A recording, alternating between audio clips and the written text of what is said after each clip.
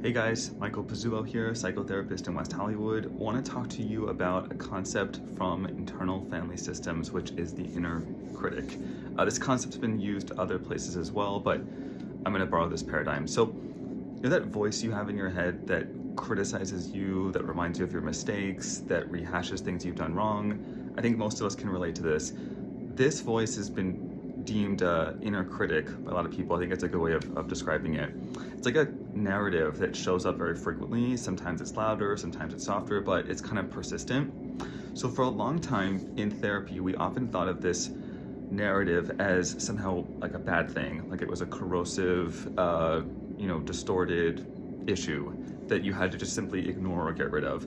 But now we're looking at it in a much different way that I think is actually a lot more effective, which is going to be befriending this part of you, befriending your inner critic. The reason being is that this part of you, this voice that keeps showing up, serves a purpose. There's a reason that it's so relentless and it keeps, reminding you of things that you may or may not do wrong or that you have done wrong and so on and so forth. So rather than trying to, fight this part of you or shoo it away, you're going to want to think of taking a different approach and actually going toward this critical part of you. And what you can really do is just start by asking it some basic questions like, who are you? What do you have to say? What do you want me to know? You can ask this part of you, this critic, how old it is.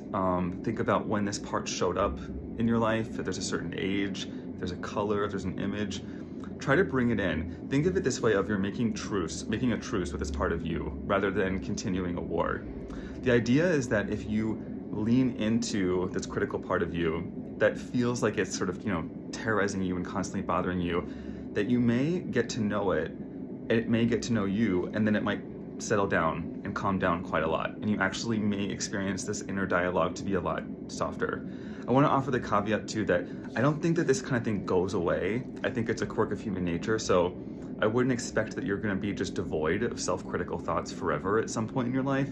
But I do think that, there are people who this inner critic is much, much, much softer. And that is a place I think everyone can get to. But I think it first starts with befriending this inner critic rather than trying to get rid of it. So curious to hear your thoughts if you've done any kind of IFS, internal family systems work, or inner critic work, and how that's been for you and what's been successful.